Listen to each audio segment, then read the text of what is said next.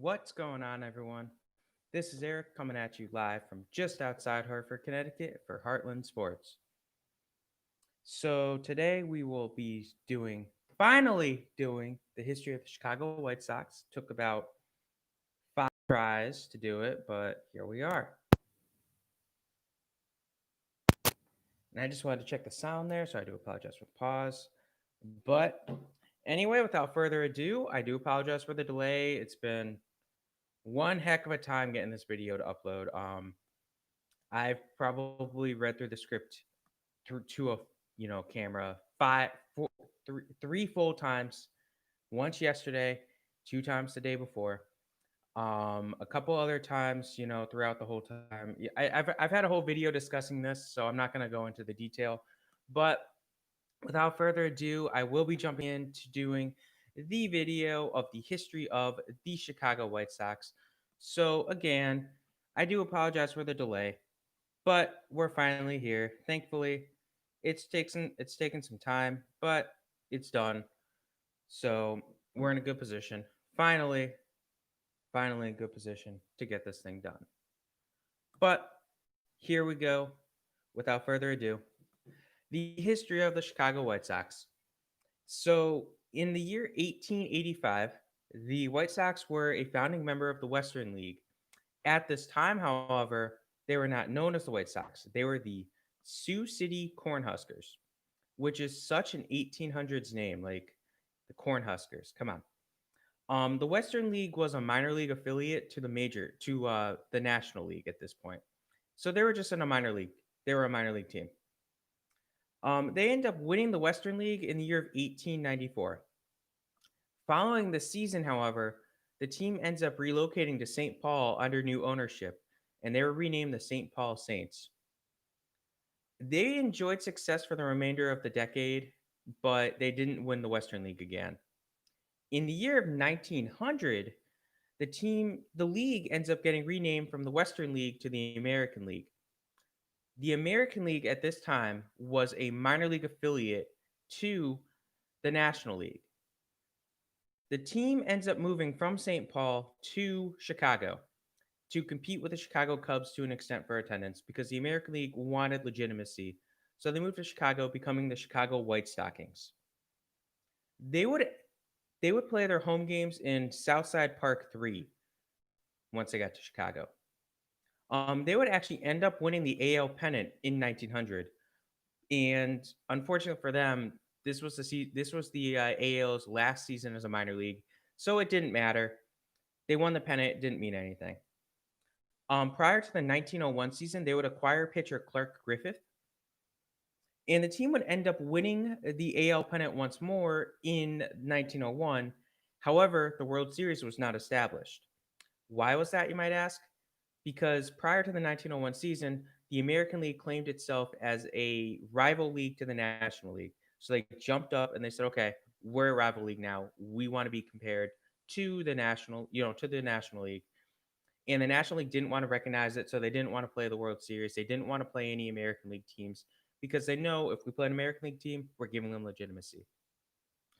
So, the White Stockings at this point have had good success, but it doesn't matter because they've yet to play in a World Series. After 1902, Clark Griffith ends up leaving the team to become a player manager for the New York Highlanders, which is the team that becomes the Yankees. They'll get a video of their own, don't worry. It's just going to take a little bit of time. Prior to the 1903 season, to counteract the loss of Griffith, the team ends up acquiring pitchers Nick Altrock and Doc White.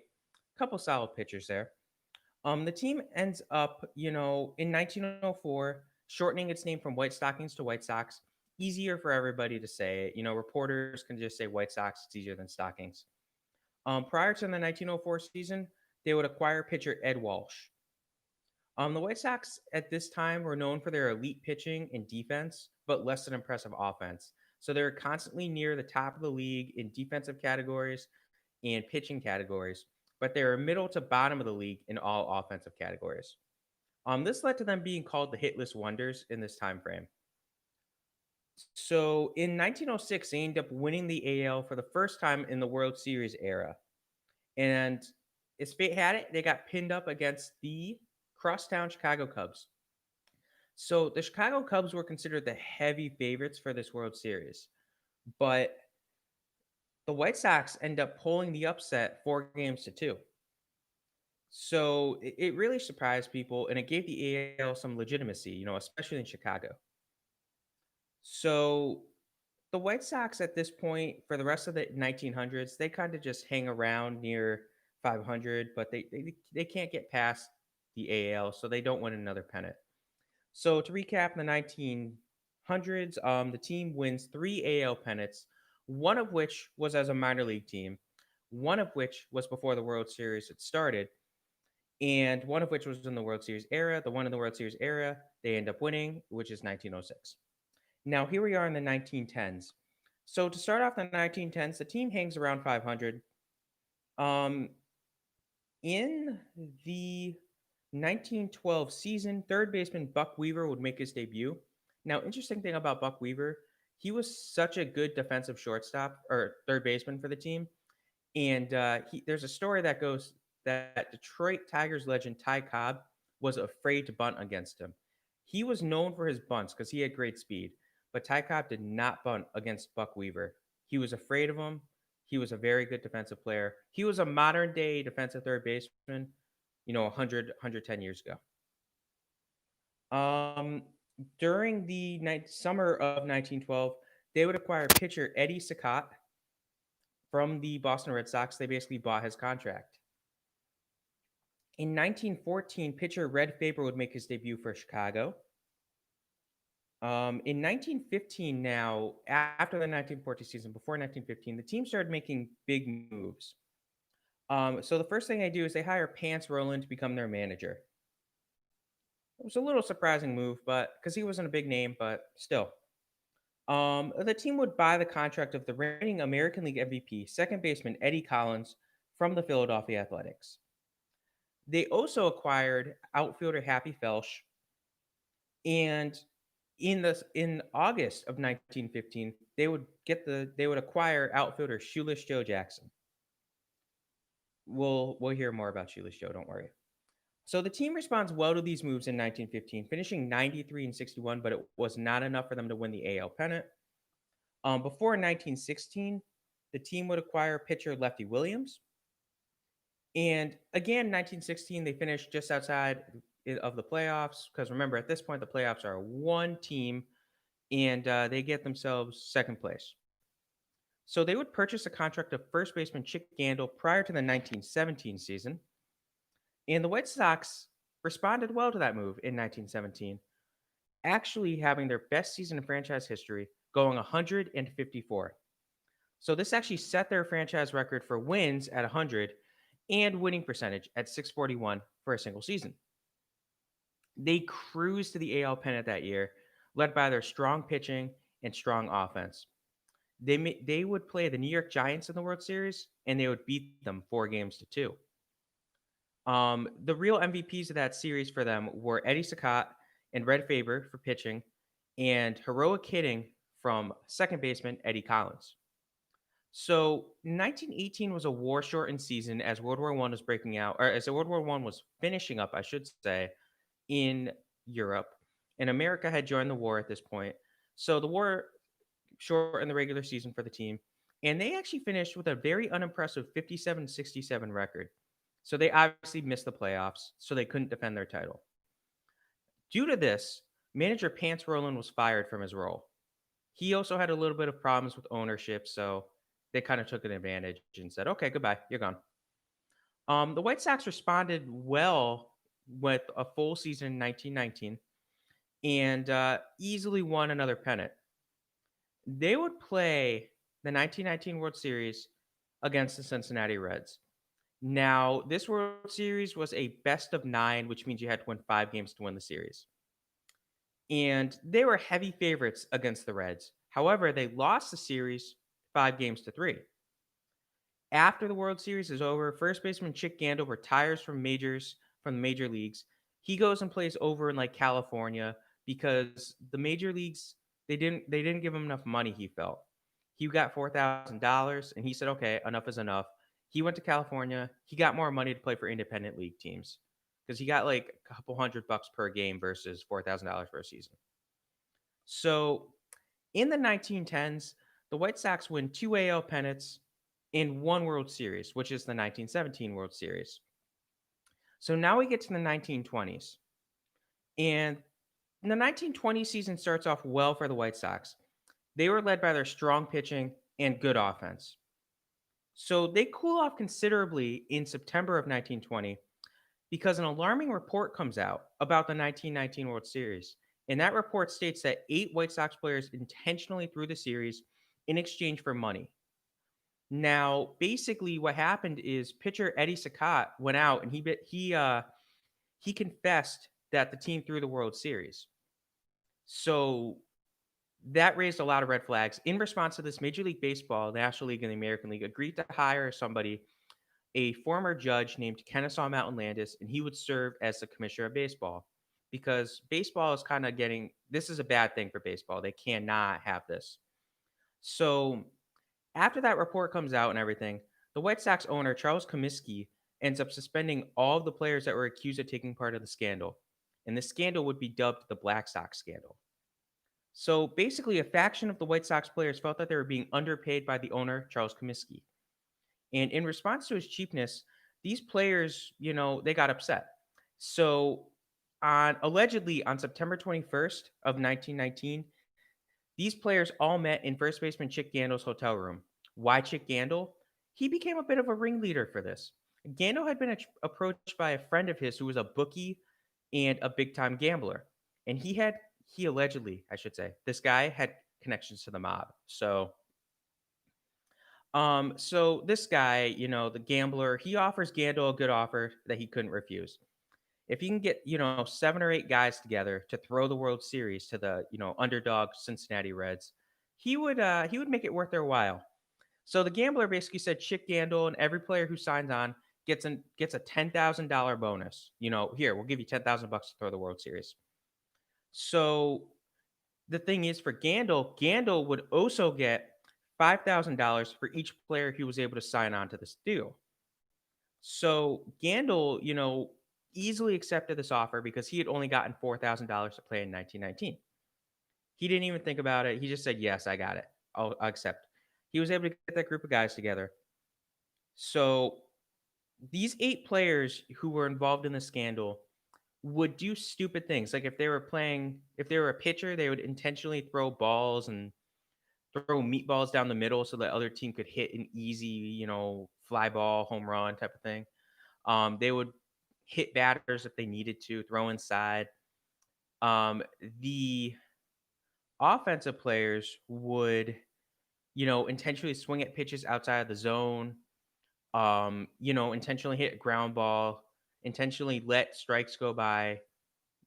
And the fielders would misplay fly balls and, you know, just stupid things, misplay a ground ball. So after the fifth game, the series was 4-1 in Cincinnati's favor. However, these White Sox players involved in the scandal were very upset that they hadn't been paid. So they actually end up rebounding and winning games 6 and 7. So the gamblers are very upset at this. So they end up threatening their families, and the players themselves. So the players said, "Okay, we're done." So they intentionally lose game 8. That's the end of the series. Now, by September of 1920, the suspicions had risen to an all-time high. And like I mentioned, Eddie Saccott had gone to a grand jury and he confessed to his role in the scheme, sorry. So what happens is Kennesaw Mountain Landis, the new commissioner of baseball, places all of these players on an ineligible list, which makes it so they can't play in the American League, the National League, or any minor league team affiliated with the AL or the NL. So this thing goes to trial in 1921. But before the trial starts, some key pieces of evidence go missing. Now, they had all the evidence in the Cook County, Illinois, which is county Chicago's in, courthouse. So they had signed confessions from Eddie Saccott and Shoeless Joe Jackson, and they just go missing. Now, keep in mind, this isn't the 21st century, so they don't have cameras everywhere. They don't know what happened to it. They don't know who took it. Nobody ever confessed to it. Probably could have been the gamblers. We don't know. So the trial ends up beginning on June 27th of 1921. So what happens is one former White Sox player named Sleepy Bill Burns, he takes the stand. And what his role in the scandal was, he was basically a messenger. So he didn't want, the gamblers and the players were not stupid enough to have direct contact with one another. So Sleepy Bill Burns was the guy who would, deliver messages and the money from one side to the other. Because remember, cell phones weren't a thing at this time. So he takes the stand and he admits that the players had intentionally fixed the 1919 World Series versus the Reds. So he mentions a quote from Eddie Saccott in which Saccott had promised to quote throw the ball clear out of the park if needed end quote to lose a game. So the jury ends up finding the players not guilty. Not enough evidence, especially since that evidence had gone missing. So they were not off the hook, however. There was some celebrating from fans, but they knew they weren't off the hook. They were still on the commissioner's ineligible list. The day after the trial had found them, or the jury had found them not guilty, Commissioner Landis released a statement. He said, quote, regardless of the verdict of juries, no player who throws a ball game, no player who undertakes or promises to throw a ball game, no player who sits in confidence with a bunch of crooked ball players and gamblers where the ways and means of throwing a ball game are discussed and does not promptly tell his club about it will ever play professional baseball again. End quote. So with that, 8 players were indefinitely banned from baseball. First baseman Chick Gandil, who was the mastermind of the scandal. Um, Shortstop Swede Reisberg, who was Gandil's right hand man. He helped recruit players. Pitcher Eddie Saccott, outfielder Happy Felsch, pitcher Lefty Williams, utility man Fred McMullen, third baseman Buck Weaver, and outfielder Shoeless Joe Jackson. Now, Buck Weaver's an interesting part of the story because he didn't officially take part in the scandal, but he had heard about it and he didn't stop the scandal from happening. And of course, everyone knows the story of Shoeless Joe. So I will be doing a player bio of Shoeless Joe Jackson and Buck Weaver. They will be mentioned together. It will be more about Shoeless Joe, but of course, these two guys are guys that people are contesting. Hey, why are these guys banned for life? It's kind of ridiculous. Everybody's more upset about Shoeless Joe, but I figured Buck Weaver deserves a mention too. Additionally, St. Louis Browns second baseman Joe Gideon was banned from baseball as he had knowledge of the scheme and he had placed bets on the Reds and he didn't say anything. So he made money from it, he profited from it, so he's banned for life. So what ends up happening is this scandal completely cripples the White Sox for years to come, as you'll find out shortly. So they plummet to seventh place in 1922, despite being a contender just a few years earlier. And keep in mind, this is seventh of an 8-team American League. And they hang around the basement of the AL through 1924. Now, in 1923, pitcher Ted Lyons makes his debut for the team. In 1925, the team would acquire an outfielder named Leo Najo. Now, he was the first Mexican player to ever sign a deal with a major league team. Unfortunately, despite a strong spring, he did not make the team, and his career took a downturn real quick. While he was playing in the minors, he was going for a routine fly ball in center field, and he ends up getting involved in this big collision with a guy who was much bigger than him. And the whole situation is a little suspicious because this guy was signed a couple months before and was off the team a month after the collision occurs. So this ends up breaking Naho's leg and really hurts him. Keep in mind, this is 1920s, so the technology is different. They don't have the modern medicine that we have nowadays. They don't know everything that they can know. So he kind of had to tough it up to an extent. Naho never makes it to the majors in part due to this injury, and in part due to the Great Depression, which was coming up shortly. In 1925 and 1926, the team hangs around 500, but after the 1926 season, Eddie Collins leaves the team. So he was kind of the heart and soul and leader of this team at this point. So they kind of struggle and they remain below 500 to close out the decade. So in the 1920s, they did not make any World Series. They did not win AL pennant. In the 1930 season, shortstop Luke Appling makes his MLB debut for the team. So owner Charles Comiskey ends up dying in October of 1931. So his son Lou takes ownership of the team. So after the 1932 season, the team acquires infielder Jimmy Dykes. After 1933, pitcher Red Faber retires. Now, Red Faber was actually one of the last guys to be able to throw a spitball in the league, as he had been grandfathered into it. And he was the second to last guy to throw a spitball who retired. Just an interesting little side fact about him. In early 1934, Jimmy Dykes becomes the team's player and manager, so he gets the promotion. But the White Sox really didn't do that well to start off the 30s. They finished in the bottom half of the decade of the AL to open the decade. They never finished above 500 until 1936, when the team finally broke their decade-long streak of finishing below 500. And to close out the 1930s, the team finished with an average of 79 wins and 73 losses. So in July of 1939, owner Lou Kaminsky dies. So his widow, Grace, takes control of the team. And it's pretty interesting, especially in the 1930s for a woman to own a team. So, just a little interesting fact. And she holds on to the team for a little while, too. After 1939, Jimmy Dykes retires as a player, but he hangs around as the team's manager. They did not win the American League in the 1930s, so they did not win any pennants. So the 40s start off well for the Chicago, and they hang around 500 for most seasons. Now, their best season in this time was in 1941 when they finished third place in the American League. Now, World War II breaks out, players start to leave, and the White Sox never really capitalized because they lost players too.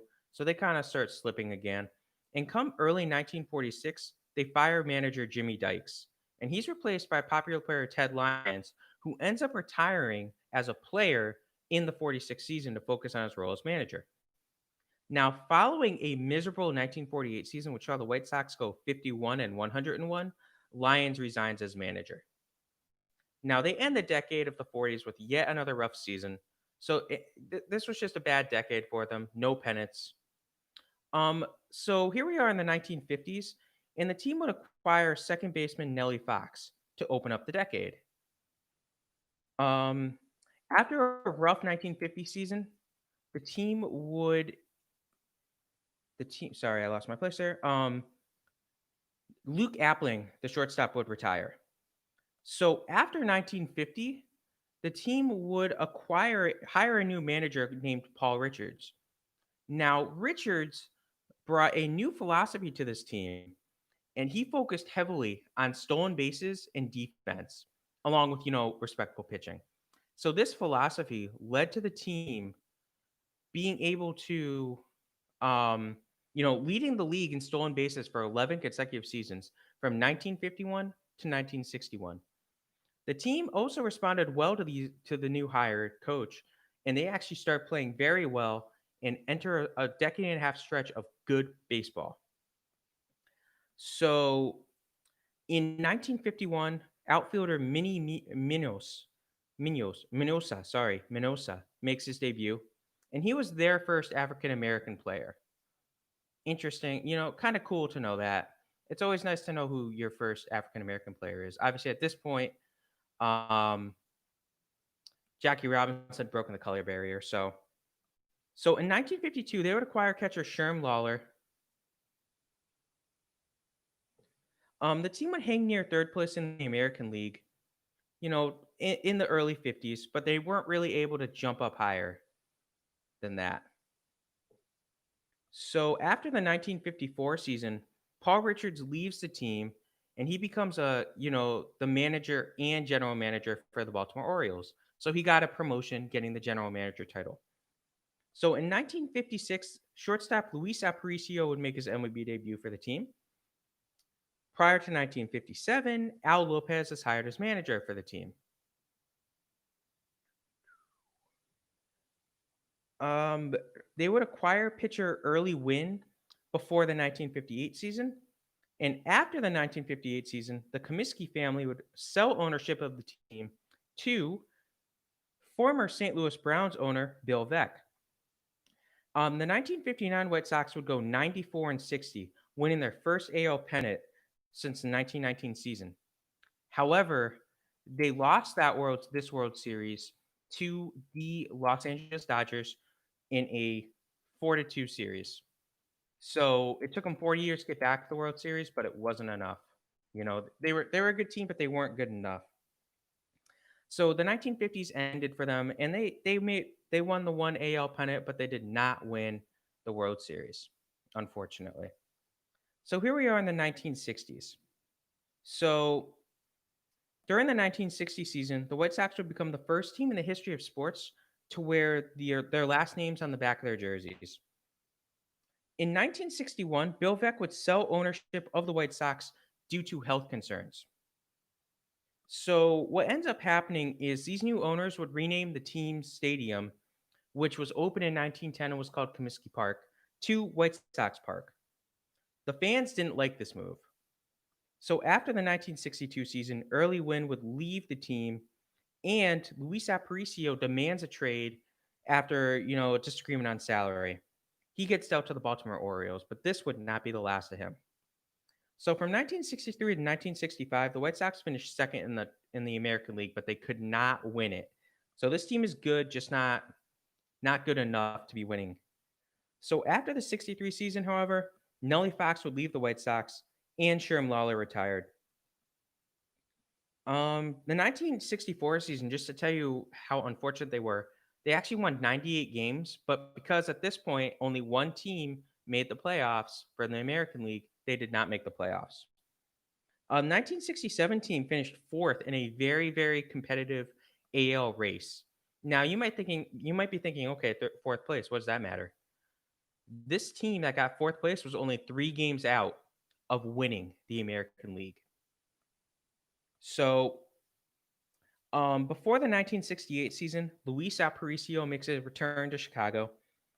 And the problem with the 60s was when the White Sox weren't contending, their attendance was awful. So right now, here we are in the late 60s, and the team's not contending. So what ends up happening in 1968 is they agree to play 9 home games, 1 game against each AL team. So, 1 game against the Yankees, Red Sox, Orioles. I don't want to list every single team, so I'm going to stop. Tigers, obviously. They agreed to play 1 game against each home team into the city of Milwaukee. Why Milwaukee, you might ask? A couple years prior to this, Milwaukee had lost the Braves to the city of Atlanta, and Bud Selig, the guy who would become the commissioner of baseball in our lifetimes later on, in like the 90s, he wanted the team, and he was like, okay. So what ends up happening is these 9 games end up attracting over 260,000 people. That accounted for 1/3 of the White Sox season's attendance that year. Not good. So before the 1969 season, White Sox Park ends up replacing its natural grass in the infield for AstroTurf. This is a very unpopular move among players. So 1969 is a tough year for the team. Again, they played 9 games in the city of Milwaukee, and again, it accounts for 1/3 of the team's attendance for the season. Now, Bud Selig has a handshake agreement with the owners of the White Sox to purchase the team and move them to Milwaukee. However, the American League would veto the deal because they didn't want to give up their foothold in the city of Chicago for the city of Milwaukee, who had just lost a team. So the 1960s end at that point, no pennants for the team. The 1970s come in, and the White Sox do not start off well. They go 56 and 106 in 1970. So after the season, the team would trade Luis Aparicio, and he would not return this time. The team plays well in 1972, and they were led by league MVP first baseman Dick Allen. However, they missed the playoffs due to a plenty of injuries. Due to poor attendance, again, still struggling with attendance, the White Sox were very close to relocating, this time to the city of Seattle. However, at this point, former owner Bill Veeck steps in and buys the team. Now, Veeck had recovered from his health concerns from the early 60s and was doing better. So, Veeck, he promises to bring change to the franchise. He renames the stadium back to Comiskey Park, which was a very popular move for the fans, and he gets rid of the AstroTurf in the infield, making it natural grass once again. And these moves were in effect for the 1976 season. So the 1976 White Sox struggled yet again. So the team would end up hiring Bob Lemon as manager before the 1977 season.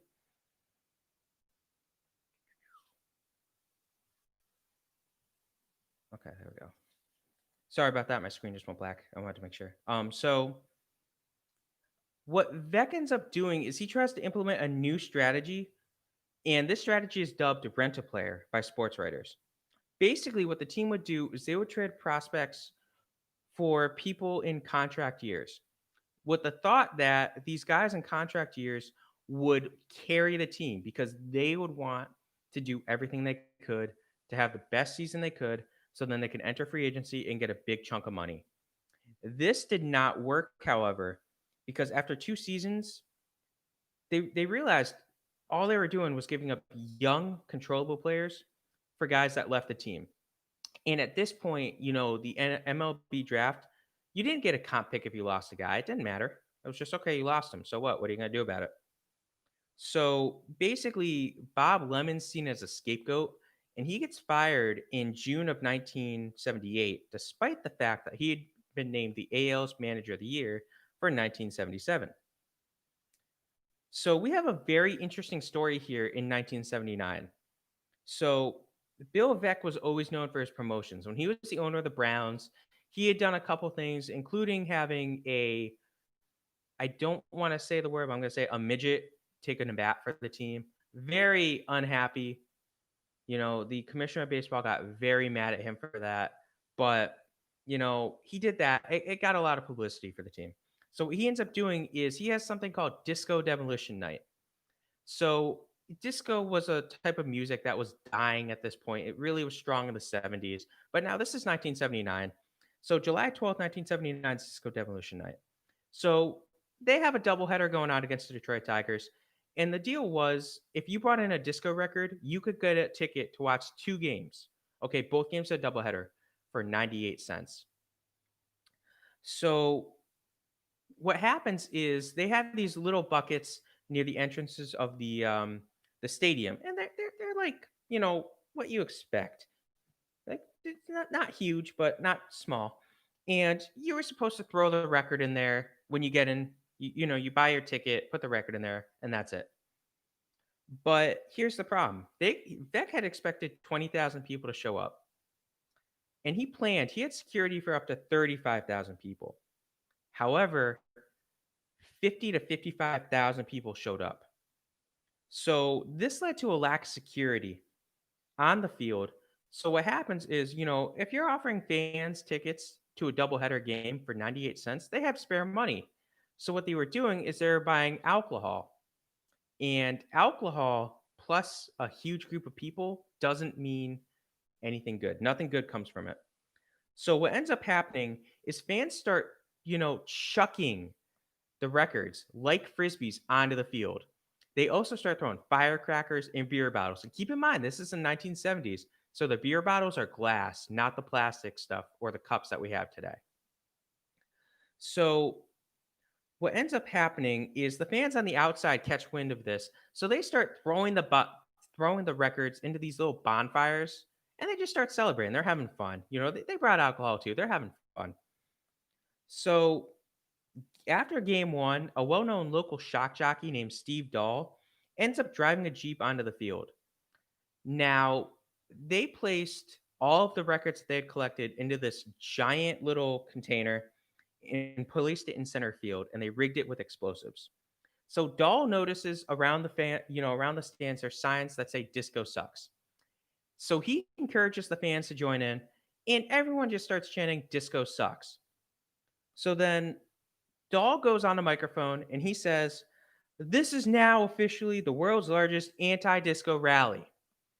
Now, listen, we took all the disco records you brought tonight, we got them in a giant box, and we're going to blow them up real good."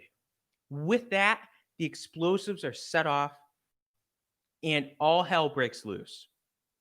So the explosion tears a hole in center field, common sense. And 5,000 to 7,000 fans, keep in mind, they're drunk, storm the field. And they start setting fires. They start stealing bases. They start ripping up the grass. They steal all four bases, including home plate, which is dug in. So they end up destroying the batting cage. And the PA announcer and Bill Veck, they start begging the fans to go back to their seats. Doesn't matter. The fans are having fun. A half hour later, Chicago police show up in full on riot gear, and the crowd runs away. They disperse. 39 people are arrested for disorderly conduct. Now, the field was in very rough shape at this point, and the team, the team couldn't recover well enough. So, due to current baseball rules, what happened is the team had to forfeit the games, game two of the doubleheader. So, you know, that's it. That's Cisco Demolition Night. It wasn't good for Chicago.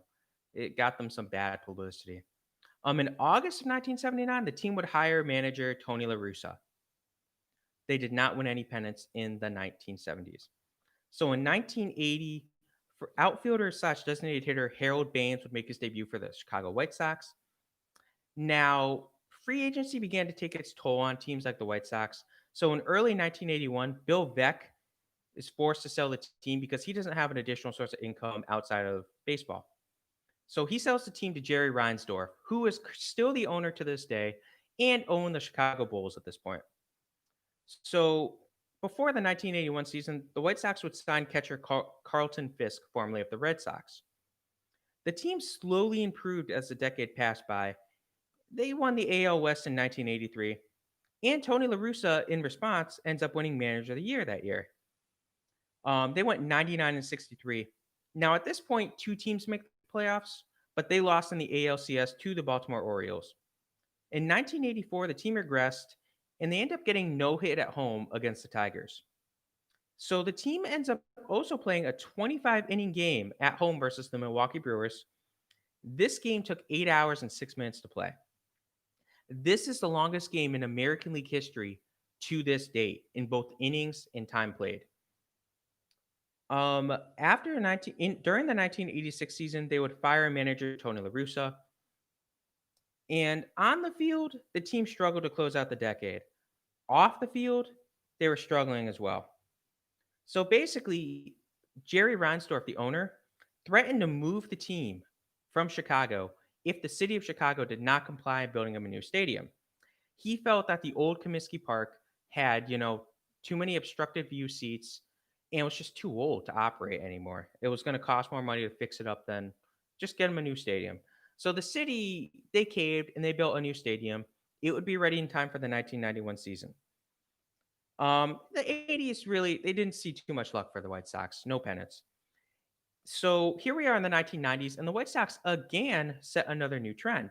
So on July 11th, 1990, the White Sox host a Turn Back the Clock night in which they wore their 1917 home uniforms. So kind of like a throwback night before throwback nights. In August of 1990, first baseman Frank Thomas would make his MLB debut. The White Sox would move to their new stadium during the 1991 season here, and it was dubbed the new Comiskey Park. So the team starts off well in the 90s. They're in good shape. So before the 1991 season, the team would sign outfielder Bo Jackson. Bo Jackson is the dual sport athlete, well known for football and baseball. So he would play for the team for only 1991, 1993 before he basically gets cut because the team had a lot of problems and, his legs kind of were done. He got hurt too much in football. He's a big what if story. He could have been one of the best players for the team, but it didn't work out. So the White Sox would win the AL West in 1993, but they lost the ALCS to the Toronto Blue Jays. So on February 7th, 1994, they signed the Michael Jordan to a minor league baseball deal. Now, contrary to popular belief, Jordan actually does well in baseball, considering he hadn't played baseball in such a long time. So the White Sox end up being first place in the AL Central, the newly founded AL Central in the 94 season. However, the 94 season, as we know, is cut short due to the player strike. So Michael Jordan, due to the player strike, goes back to basketball. I'm not going to get into conspiracies on that one. The team hangs around 500 to close out the 90s, but they never really got over the hump. They never made the playoffs in the decade after this. Now, 1999, they traded for first baseman Paul Konerko. No pennants in the 90s. So now we enter the 2000s. And the 2000 White Sox were a force on offense. They set numerous franchise records, including hits, RBIs, runs scored, home runs, and doubles. Now, they won the AL Central this year, but come playoff time, they get swept by the Seattle Mariners. The team remained competitive for the early portion of 2000s, but couldn't win the division again. In 2003, the team would rename the park of Kaminsky Park to US Cellular Field, which was not a popular move amongst fans. Yeah, even though Comiskey's haven't owned this team since the 70s, no people didn't like that. So yeah, like that it just goes to show you. Um Now 2005 was a good season for the White Sox. They went 99 and 63, easily won the AL Central, and were the top seed in the American League. They sweep Boston in the ALDS and beat the Angels 4-1 in the ALCS to clinch their first World Series trip since the 1969 season. So they end up playing the Houston Astros and they sweep them, winning their first World Series since the 1917 season. After the World Series win, they trade for slugger Jim Thome. The team wins 90 games in '06, but they end up missing the playoffs due to a strong American League. 2007, they regress due to injuries. And in July 2008, they make a move for a veteran outfielder named Ken Griffey Jr. They end up playing in game 163 in 2008 against the Minnesota Twins, and they beat them, making the playoffs. But they lost the ALDS to the eventual AL champion Tampa Bay Rays, Devil Rays at that time. So after the 2008 season, they let Ken Griffey Jr. walk. They're like, okay, he wasn't doing what they needed him to. But to counteract losing a fan favorite in Ken Griffey Jr., they signed the one and only Bartolo Colon. So Mark Burrell ends up throwing a perfect game versus the Tampa Bay Rays on July 23rd, 2009. And his next start, the 28th, he ends up setting an MLB record for retired batters in a row as he retires his 45th consecutive batter. So in the 2000s, the team won one AL pennant, and in that trip to the World Series, they won the 2005 season. So now we're in the 2010s, and if you're a White Sox fan, I feel sorry for you. In 2010, pitcher Chris Sale makes his MLB debut. Now, 2011, the White Sox threw some money around. They wanted to stay competitive, so they re-signed Paul Konerko and they throw big money at Adam Dunn. Unfortunately, the team finished below 500 in the 2011 season. So 2012, they won 85 games, and unfortunately for them, this is their last winning season to date. So they begin a rebuild starting in 2013. In October of 2013, they sign a Cuban defector in first baseman Jose Abreu. The team pushed close to 500 through, the 2014, 15, but that was in part because they played in such a bad division. Everyone in the AL Central, except the Indians at this point, is rebuilding. The Royals too. I always forget about the Royals being competitive at this point. So in October of 2016, they renamed the ballpark to Guaranteed Rate Field. Again, not popular, but it is what it is at this point. They need money. So in December of 2016, they would trade pitcher Chris Sale to the Boston Red Sox for a package that include pitcher Michael Kopech and second baseman, third baseman Yoan Moncada. Both players are big key pieces on that team today. So 2018, their rebuild again hit bottom.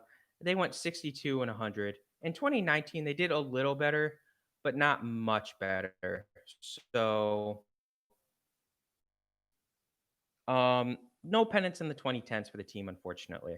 There's hope for them, but they're probably they're not a contender right now. So as a franchise, the team has 7 AL pennants. One of these 7 was as a minor league team, so it didn't matter. One of the 7 was before the World Series was started, so again didn't matter. So they've made 5 trips to the World Series. And in those 5 trips, they've won 3 of them. Of course, one of the ones that they lost was the infamous 1919 World Series. 36 people with ties to the White Sox are in the World Series, and that number does include players like Ken Griffey Jr. So take it with a grain of salt, if you will. So they have 12 retired numbers in franchise history. One of them, of course, is number 42, Jackie Robinson. The other 11 are, in order of the numbers, number 2, Nellie Fox, number 3, Harold Baines, number 4, Luke Appling, number 9, Minnie Minosa, number 11, Luis Aparicio, number 14, Paul Conoco, number 16, Ted Lyons, number 19, Billy Pierce, number 35, Frank Thomas, number 56, Mark Burrell, and number 72, Carlton Fisk. And that's it for the Chicago White Sox. I appreciate you sitting here and, dealing with me. And I do apologize for the delays of this video. It took a long time to get this video to finally go up, but I'm very happy with it. That was the history of the White Sox, and it was a great time. If you enjoy the video, make sure to leave a like and to comment if you like the videos. I am in the process of doing all the teams that we have. I do have my little notebook here.